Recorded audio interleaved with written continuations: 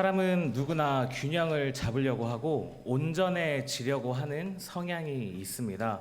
그래서 스스로 어떤 데에서 이제 스트레스를 많이 받냐 하면 자기가 이제 온전하지 못한다고 생각할 때 스트레스를 굉장히 많이 받는다고 합니다.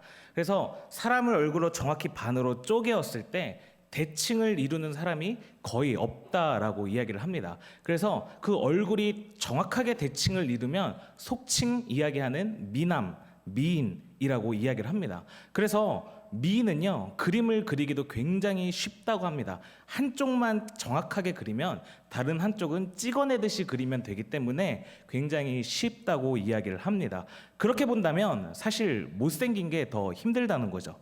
그런 의미에서 참 많이 여기 힘든 분들이 많이 모인 것 같은데, 네, 웃으라고 드린 얘기입니다.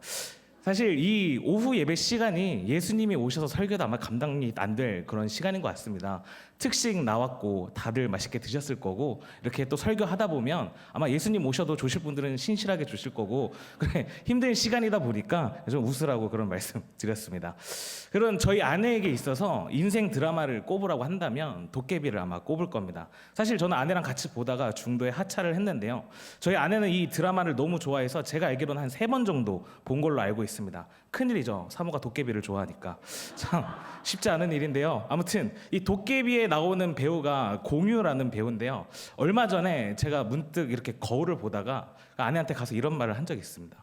혹시 지금 내 머리 스타일이 공유랑 비슷하지 않냐? 잘 들으셔야 합니다. 제 얼굴이 공유랑 비슷하다는 게 아니라 머리 스타일이 비슷하다는 겁니다. 뭐 그거 보고 따라한 건 아니지만요, 여러분들은 잘 모르시겠지만 제가 아침에 밖으로 나갈 때마다 머리에 꽤 공을 들입니다. 모르셨죠? 네, 그냥 대충 나온 것 같죠? 나름 관리하는 남자입니다. 보통은 이 6대 4 정도로 이 보일 듯 말 듯한 가르마가 이렇게 있어요. 그래서 이걸 약간 좀 시스루처럼 보이게 해서 이렇게 가르마를 이렇게 타는데요, 그런데 이게 드라이가 맨날 내 뜻대로 되지는 않죠. 어떤 때는 이게 5대 5가 되기도 하고요, 어떤 때는 뭐 7대 3이 되기도 합니다. 그럴 때 남들이 볼 때는 6대 4나 5대 5나 7대 3이나 똑같은데요, 제가 볼 때는 그게 또 다르거든요.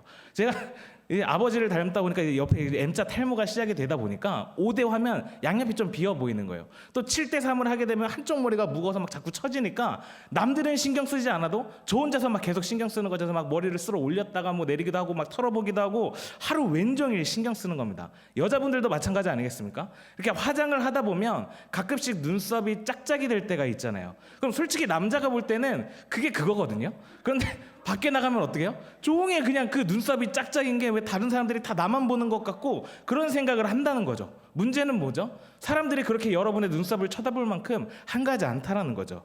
남의 눈썹 쳐다보고 있는 사람 잘 없습니다. 그럼에도 불구하고 내 스스로가 온전하지 못하다고 생각하니까 계속해서 신경 쓴다라는 거죠. 그렇습니다. 모든 사람들이 자기의 온전함을 향해서 나아갑니다. 특별히 성경에서는요, 이 온전함을 향해서 나아가는 하나님의 백성들, 또 하나님의 사람들에게 주는 도전이 한 가지 있습니다. 그게 뭐냐 하면 내가 온전해지고 싶다고 해서 온전해질 수 없다라는 거죠. 내 외모의 문제가 아니라, 내 상황의 문제가 아니라, 다른 그 어떠한 문제가 아니라 가장 중요한 건 우리 안에 작용되어져야 할 것이 있다라는 거죠.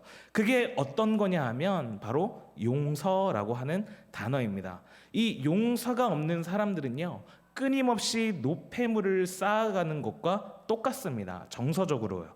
그래서 제일 무서운 일은 어떤 걸까요? 항상 분노를 달고 사는 사람들입니다. 사실 어떻게 보면 이것도 습관이거든요. 사실 잘 내는 사람들은요, 언제나 화낼 준비가 되어 있어요. 아침에 해가 떠도 화가 나고, 구름이 껴도 화가 나고, 비가 와도 화가 나고, 아침은 아침이라서, 점심은 점심이라서, 저녁은 저녁이라서 항상 화날 준비가 되어 있다는 거죠. 여러분들은 좀 어떠신 것 같으세요? 짜증 지수가 좀 높은 편이신가요? 내 스스로 그걸 체크해 봐야 한다는 거죠. 내 내면이 어떤지, 내 생각이 어떤지요. 사실 솔직하게 말씀드리면 저는 짜증 지수가 좀 많이 높은 편입니다. 사실 설교자로서 이렇게 사세요, 저처럼 이렇게 살아보세요라고 도전을 줘야 하는데 정반대인 케이스라서 좀 부끄럽기는 합니다만, 전에 제가 다니던 교회에서 이제 제 자차로 한 친구를 태워서 교회로 데리고 오는 길이었습니다. 이렇게 제 자차로 이제 가고 있었는데요. 좌회전을 해야 해서 신호를 기다리고 있었습니다. 그래서 이제 좌회전 신호를 받고 이제 엑셀을 밟아서 이제 가려고 하는데 갑자기 반대편 차선에 있던 자동차가 갑자기 막 엑셀을 막 밟으면서 엄청 빠르게 들어오는 거예요. 그래서 저도 모르게 뭐라고 이야기를 했냐니까 미친놈이라는 말이 튀어나왔어요. 근데 그때 뒤에 앉아있던 친구가 그러더라고요. 전도사님이 욕하면 안 되죠 라고 이야기를 하는 거예요. 근데 여러분, 거기에서 저는 그렇게 생각을 합니다. 저는 욕을 한 게 아니라 생명의 위협을 느낄 때 어쩔 수 없이, 그게 뭐냐 하면 욕이 아니라 살고 싶어요라고 하는 사회적 표현이며 언어적 표현일 뿐이지 이게 결코 저는 욕이라고 생각하지 않습니다. 여러분 생각해 보세요. 갑자기 차가 그렇게 들이받으려고 이렇게 들어오는데 어머 저 형제님이 왜 저러실까 이렇게 말이 나오는 사람 없다라는 거죠. 나도 모르게 내 안에 내재되어 있던 그런 게 튀어나오는 거예요. 여러분들은 어떠신지는 잘 모르겠습니다만 뭐 다들 안 그러시는 척 이렇게 앉아 계시지만 저만 그런 것 같지만 그냥 한국 사회가 그런 것 같아요. 언제든지 분노할 준비가 되어 있는 것 같습니다. 하나 걸리기만 해봐라. 그리고는 언제든지 나의 트리거가 되는 그런 행동이 발견되면 언제든지 분노를 쏟아낼 준비를 하며 살아간다는 거죠. 용서보다 분노를 쏟아내는 게 훨씬 쉽기 때문입니다.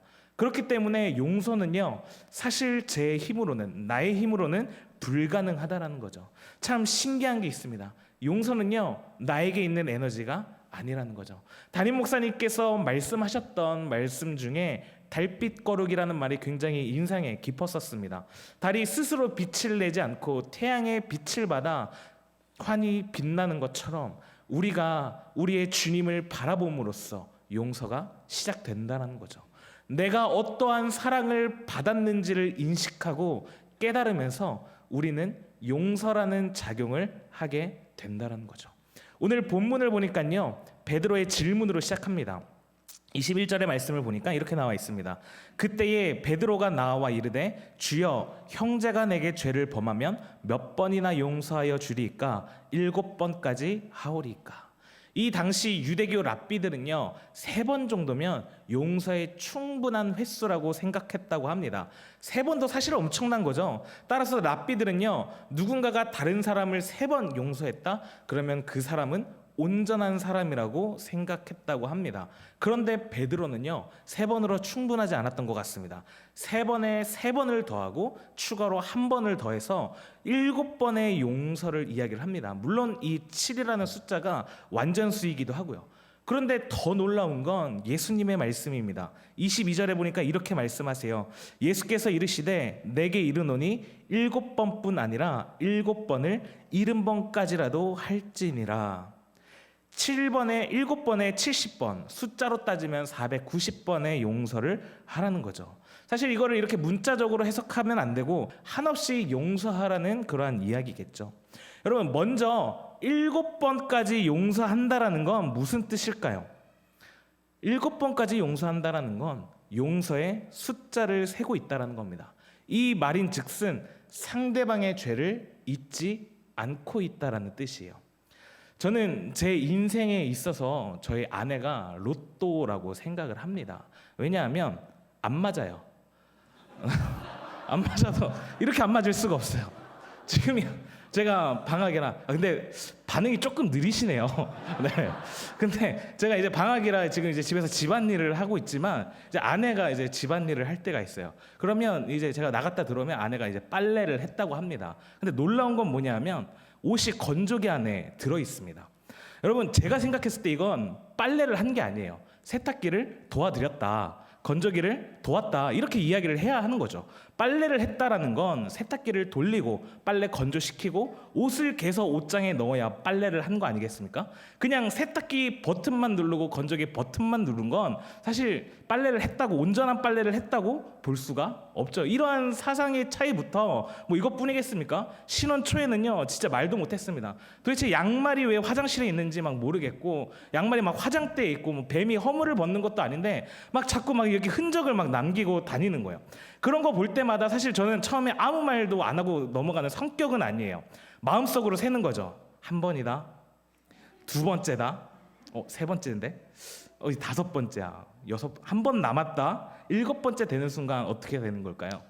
네, 상상에 맡기겠습니다. 이렇게 숫자에 제한을 둔다라는 건 그 죄를 잊지 않는다라는 거예요. 여러분, 과연 이것이 진짜 용서일까요? 7번을 용서한다라는 거, 어떻게 보면 너무나도 큰 관용을 베풀면서 용서의 거장처럼 보이지만 사실 상대방의 죄를 잊지 않고 세고 있다라는 것이죠. 그러한 베드로를 향하여서 예수님께서 재미있는 비유를 하나 드십니다. 한 종이 있습니다. 이 종이 주인에게 빚을 졌는데요, 그 빚을 진 액수가 무시무시합니다. 무려 1만 달란트예요. 이 비유에 두 가지 화폐의 단위가 등장을 하는데요, 달란트와 데나리온입니다. 한 데나리온이요 하루 1당 정도라고 합니다. 그럼 한 달란트는 얼마냐? 6천 데나리온입니다. 쉽게 말하면 한 달란트는 16년치, 일주일 동안 내내 일했다고 봤을 때 16년치에 해당하는 일당입니다. 물론 아무것도 안 하고 숨만 쉬며 돈을 벌었을 때의 이야기죠. 그럼 1만 달란트는 몇 년을 일해야 하느냐? 16만 년을 일해야 벌 수 있는, 한 푼도 쓰지 않고 16만 년을 모았을 때 벌 수 있는 돈이 1만 달란트입니다. 상상이 안 되는 돈이죠. 1조라고 한번 가정을 해봅시다. 혹시 여러분 주변에 1조의 빚이 있다라는 사람 들어본 적 있으십니까? 제가 얼마 전에 TV를 보는데 백종원 씨가 IMF 때 빚이 한 10억 정도 있었다고 합니다. 지금으로 이제 환산을 치면 한 대략 100억 정도라고 이야기를 합니다. 100억 정도, 물론 100억도 엄청 큰 돈이지만 100억 정도는 사업하다가 빚을 졌다고 조금 들어봤을 법도 합니다. 1조입니다. 1조. 1조의 빚을 지고 있다는 사람은 저는 태어나서 들어본 적이 없습니다. 1조를 가지고 망하기도 쉽지 않다라는 거죠. 그런데 이 주인이 이 1만 달란트 빚진 자에게 요구하는 게 있습니다. 25절에 보니까요, 갚을 것이 없는지라 주인이 명하여 그 몸과 아내와 자식들과 모든 소유를 팔아 갚게 하라 하니. 너의 몸과 아내와 자식과 네가 가지고 있는 모든 것을 팔아서 빚을 갚으라는 거예요. 쉽게 말하면 네가 가지고 있는 모든 것을 팔라는 거죠. 여러분, 사실 이 정도면 땡큐 아니겠습니까? 여러분의 남편과 아내를 파시면 얼마나 나오겠습니까? 지금 혹시 옆에 계시다면 한번 쳐다봐보세요. 마음속으로 계산하세요. 절대 1만 달란트 안 나오거든요. 한 달란트 나올까 말까? 네, 그런데 정말 이 말도 안 되는 거래를 지금 깎아주고 엄청 후하게 깎아줘서 주인이 말도 안 되는 거래를 하자는 거예요. 내가 모든 손해를 감수하고 용서해 줄 테니까 네가 가지고 있는 거 다 팔라는 겁니다. 그런데 이 종의 반응을 한번 보세요. 26절입니다. 그 종이 엎드려 절하며 이르되 내게 참으소서 다 갚으리이다 하거늘. 여러분, 이게 우리의 모습이라는 거죠. 예수님께서 분명 말씀하셨습니다. 누구든지 나를 따르려거든 자기를 부인하고 자기 십자가를 지고 따라야 한다고요. 비슷한 이야기가 다음 장인 19장에 보게 되면 부자 청년의 이야기가 나옵니다. 거기에서도 예수님 분명 말씀하십니다. 네가 가지고 있는 모든 소유를 팔아 가난한 자들에게 나누어 주고 나를 따르라고요. 우리가 이 세상의 가치라고 생각되는 그 모든 것들, 내 가족, 내 재물 등 이 모든 것들을 팔아 이 모든 것들을 내려놓고 주님을 따르라고 하셨는데 우리의 모습 어떻습니까? 여전히 이 세상의 가치관에 사로잡혀서 손에 쥐고 있는 것들을 놓지 않으려고 아등바등 살아가는 게 우리의 모습 아니겠습니까? 그러면서 뭐라고 하는 거예요? 이 1만 달란트 빚진 자와 같이 주님 한 번만 용서해 주세요. 내가 주님을 위해 헌신하겠습니다. 한 번만 용서해 주세요. 말도 안 되는 변명을 늘어놓으며 살아가는 게 우리의 모습이라는 거죠. 누가 봐도 갚을 능력이 없어요. 아니, 갚을 마음조차 없습니다. 여러분, 진짜 내가 이 빚을 갚겠다라면 죄송해요, 제가 갚겠습니다가 아니라 언제까지 갚을 것이며 내 월급이 얼마고 이거를 얼만큼 떼서 이만큼의 빚을 갚을 것이며 이러한 이야기를 하고 계획을 세우면서 빚을 갚기 위한 계획을 이야기해야 되는 게 맞는 거잖아요. 그런데 이 빚진 자는 뭐라고 이야기를 하는 거야? 그냥 무작정 한 번만 봐달라고, 갚을 테니까 한 번만 봐달라고 이야기를 하는 거예요. 그런데 더 놀라운 건 뭔지 아세요? 주인이 이 종을 불쌍히 여기는 거예요. 그리고 빚을 탕감해 줍니다. 여러분, 이게 하나님의 은혜라는 거죠. 이 종의 주인이 불쌍히 여긴 건 딴 게 아니었습니다. 이놈이 변제할 능력이 없다라는 걸 안 거예요. 하나님은요, 우리가 아무리 노력해도 인간의 한계, 죄의 문제를 극복할 수 없다라는 걸 알고 계시는 거예요. 여러분, 용서라고 하는 거는요, 가해자가 했던 행동 때문에 가해자가 받아야 할 모든 대가를 내가 대신 치르는 겁니다. 그래서 용서의 위대한 단어는요, 대신이라고 이야기할 수도 있을 것 같습니다. 우리가 감당해야 될 그 어떠한 것을 이 주인은 1만 달란트만큼의 그 모든 것을 대신 감당하는 거예요. 이 사건이 무슨 사건이죠? 바로 십자가의 사건이라는 거죠. 그냥 없는 걸로 끝나는 게 아닙니다. 우리의 모든 죄를 짊어지시고 불쌍히 여기시고 탕감하신 사건이 십자가의 사건이라는 거죠. 그렇기 때문에 은혜의 반대 개념이 뭔지 아세요? 인과라고 하는 겁니다. 원인과 결과. 우리가 어떻게 했더니 하나님이 무언가를 해주시는 것이 아니라 아무런 조건 없이 우리의 힘이 아니라 우리의 노력이 아니라 우리의 열정이 아니라 이해할 수 없는 하나님의 불쌍히 여기심, 하나님의 조건 없는 사랑이라는 거죠. 그런데 이 은혜 받은 자의 모습을 한번 보세요. 그렇게 주인에게 빚을 탕감받고 길을 가다가 자신에게 100데나리온의 빚을 진 동료를 만난 겁니다. 그리고는 그 사람에게 어떻게 해요? 멱살을 잡는 거예요. 그리고는 그 100데나리온의 빚을 안 갚는다고 감옥에 집어넣어 버리죠. 여러분, 100데나리온이면 한 90일 정도의 월급, 100일의 월급이니까 한 3개월치의 월급이 될 거고, 물론 3개월치의 급여면 굉장히 큰 돈이죠. 근데 한번 생각해 보세요. 다른 사람의 멱살을 잡는 이 모습이 정말 은혜 받은 자의 모습일까요? 그렇다면 여러분들은 은혜 받은 자이십니까? 은혜 받은 자이신 여러분의 모습은 어떻습니까? 혹시 내가 받은 그 은혜로 다른 사람의 목을 조르지는 않습니까? 내가 하나님으로부터 받은 그 은혜의 감격이 너무나도 큰데 지금 그 감격을 혹시 잃어버린 채 살아가고 계시지는 않으십니까? 이 감격을 잊고 살아가는 자의 결말이 뭔지 아십니까? 34절 35절입니다. 주인이 노하여 그 빚을 다 갚도록 그를 옥졸들에게 넘기니라. 너희가 각각 마음으로부터 형제를 용서하지 아니하면 나의 하늘 아버지께서도 너희에게 이와 같이 하시리라. 아멘. 여러분, 하나 물어보겠습니다. 예수 믿으면 변할까요? 정말 예수님 믿으면 우리가 변할까요? 예수님을 인격적으로 만나고 성령을 경험하고 변할까요? 죄송합니다. 저는 안 변한다고 생각합니다. 아무리 열심히 기도하고 우리가 아무리 열심히 큐티하고 우리가 열심히 훈련받는다고 하더라도 인간의 근본은 바뀌지 않는다고 저는 생각합니다. 그럼 이렇게 말하면 수많은 사람들이 물어보겠죠. 왜 우리가 예수 믿어야 하며 왜 성경을 보고 묵상을 하고 훈련을 해야 하는지.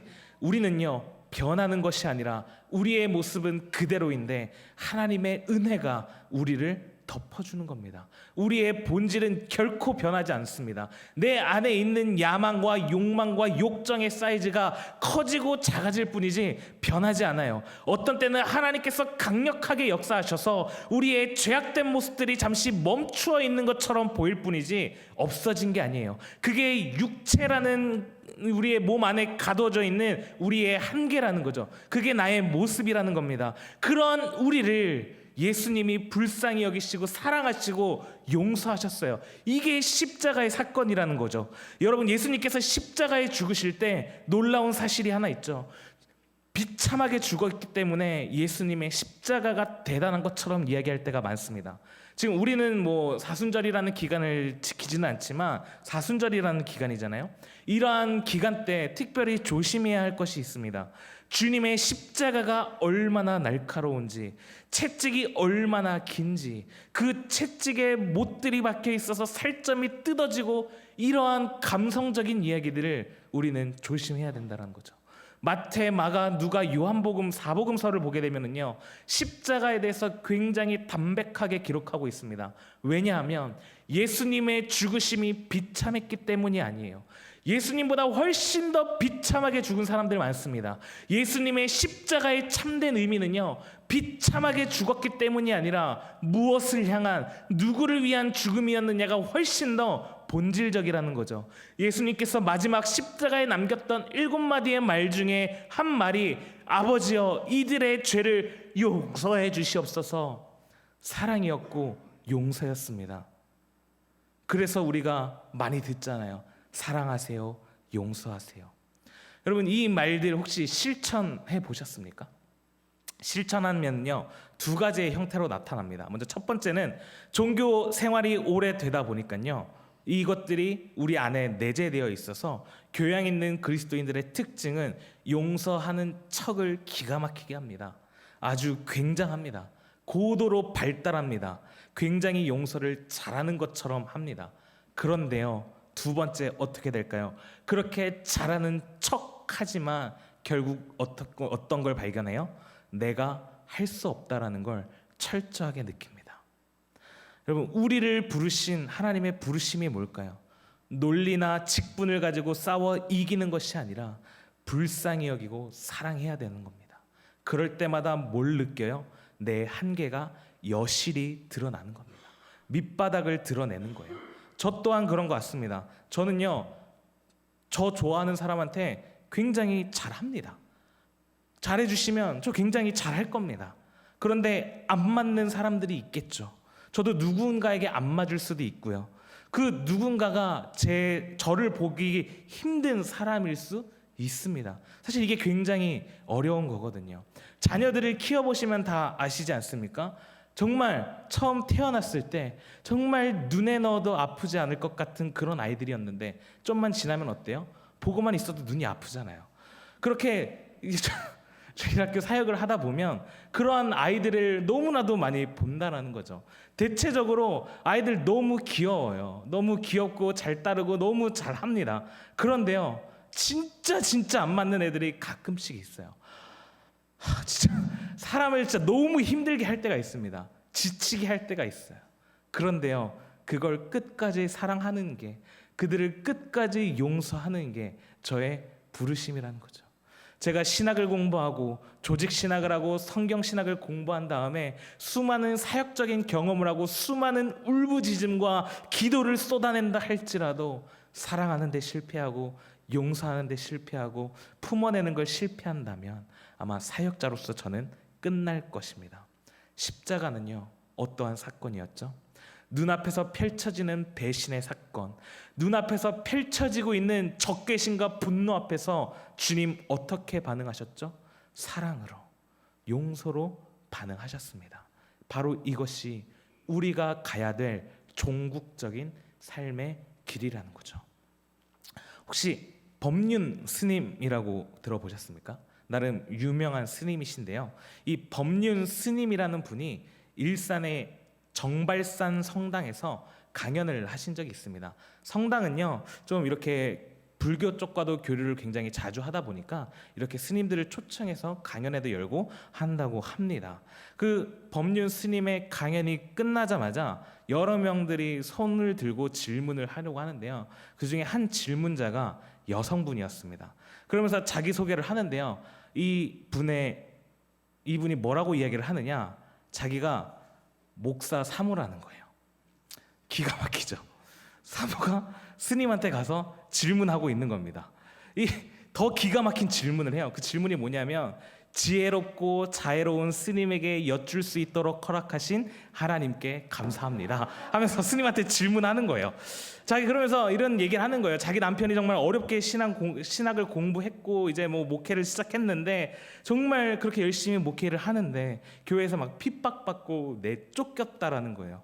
그래서 남편의 고난을 지켜보면서 막 너무 괴롭다는 거예요. 그러면서 또 한편으로는 그들을 용서하자 마음 먹다가도 어떻게 교회가 권사님들이 장로님들이 집사님들이 이렇게 악할 수가 있어서 참담하고 억울하다라는 거예요. 그러면서 뭐 가족 관계도 별로 좋지도 않고 뭐 이런 수많은 일들이 겹쳐지면서 어떻게 해야 하냐고 스님한테 물어보는 겁니다. 근데 그 스님의 답변이 뭔지 아세요? 더 기가 막혀요. 뭐라고 답변의 말문을 여느냐? 자매님 이렇게 말씀하시는 거예요. 스님이 자매님이라고 하니까 얼마나 웃겨요. 그러면서 이렇게 말씀을 하십니다. 자매님, 세상의 길을 따른다는 관점에서 보면 굉장한 고난을 겪고 있지요. 그런데 남편이 목사의 길을 갈 때에는 세속의 이익이나 명예나 직위를 추구하는 길을 간 게 아니라 예수님을 따르는 길, 즉 고난의 길을 선택한 거죠. 그렇다면 지금 이 길은 축복받은 길이라고 볼 수 있습니다. 예수님은 고난의 길을 가신 분이잖아요. 한 번도 사회 기득권층으로부터 예수님이 인정받거나 환영받은 적이 없고 마지막에는 흑세 무민했다는 모함을 받아 사형 언도를 받고 십자가에 못 박혀 돌아가셨잖아요. 그런데 그때 예수님이 뭐라고 하셨어요? 주여 저들을 용서하소서라고 하셨습니다. 라면서 마지막으로 이야기하기를 스님이 이렇게 말씀하셨어요. 관점을 바꾸셔서 이미 하나님의 은총을 듬뿍 받고 있다고 생각하시는 게 좋습니다 라고 이야기를 하신 거예요. 제가 이걸 보면서 무슨 마음이 들었느냐, 야 우리 다 머리 깎자 이런 마음이 드는 거예요. 그렇습니다 여러분. 우리가 살아가야 할 길은 다릅니다. 스님도 아는 길이에요. 세상의 가치관으로 보았을 때, 내 생각으로 보았을 때 용서가 안 되는 겁니다. 그런데 우리는 예수님을 따르는 사람들이에요. 우리의 주인 되신 예수님께서 몸소 자신을 드림으로써 죄인 된 우리들을 용서하는 삶을 사셨습니다. 한 번 용서하셨습니까? 아니요. 우리는 날마다 이 빚진 자처럼 주님 참아주시옵소서 라고 매 주일마다 고백하는 그러한 우리에게 7번을 70번까지라도 우리 주님 계속해서 용서해주고 계시다라는 것이죠. 김지찬 교수님이라고 저희 학교 구약학 교수님께서 이렇게 말씀하셨어요. 7번씩 70번이라는 숫자는요, 창세기 4장 23절에서 24절에 나오는 람에게 노래를 염두에 두었다고 말씀하셨습니다. 4장 23에서 24절을 보게 되면 이렇게 나와 있습니다. 중간부터인데요, 성경 띄워드리겠습니다. 람에게 아내들이여 내 말을 들으라. 나의 상처로 말미암아 내가 사람을 죽였고 나의 상함으로 말미암아 소년을 죽였도다. 가인을 위하여는 벌이 7배일진데 라멕을 위하여는 벌이 77배이리로다. 가인이 아벨을 죽인 다음에 하나님께서 가인에게 표를 주시고는 가인을 죽이는 자는 벌이 7배라고 했는데, 가인의 후손인 라멕은요, 내가 상처만 받아도 77배의 보복을 할 거라고 이야기를 합니다. 맞아요 여러분, 이 세상은요, 살인은커녕 상처만 나도 77배의 복수를 하려고 하는 라멕의 후손들이 살아가는 게 우리의 세상입니다. 그렇다면 이 77배의 복수하려고 하는 미움과 증오의 법칙에 노예가 된 이 세상에서 예수님의 제자된 우리가 이 세상을 이기는 방법이 무엇일까요? 유대교 랍비들처럼 3번 용서하면 될까요? 베드로의 제안대로 7번 용서하면 77배로 복수하려고 하는 이 세상의 광기를 이길 수 있을까요? 주님께서는요, 세상의 복수의 수준을 압도적으로 상회하지 않고서는 세상을 이길 수 없다라는 사실을 강조하기 위해서 7번씩 70번이라는 숫자를 사용했다고 김지찬 교수님은 설명하고 계십니다. 여러분, 어쩌면 이 7번씩 70번 한없이 무한정으로 용서하라는 이 말, 정말 말도 안 되는 말처럼 들릴 때가 있습니다. 할 수 없는 일처럼 느껴져요. 어떻게 우리가 매번 저렇게 무한정으로 용서할 수 있어요? 그래, 우린 저걸 할 수 없는 일이야 라고 생각하고 지레 겁먹고 포기한다라는 거죠. 그런데 예수님은요, 7번을 70번까지라고 콕 집어 말씀하십니다. 무한정이라고 표현하실 수 있었지만, 끊임없이 용서라고 표현하실 수 있었지만, 70번을 7번을 70번까지라고 콕 집어 이야기하신 이유는, 보복으로 점쳐진 이 세상을 이기는 방법은, 우리가 하나님 앞에서 온전해지기 위한 방법은 용서이기 때문입니다. 용서를 살아내야 하기 때문이라는 거죠. 할 수 없다는 거 잘 알아요. 그러나 그럼에도 불구하고 우리가 용서해야 하는 이유는 내가 용서받은 자이기 때문입니다. 7번을 70번에 용서받은 사람이기 때문이에요.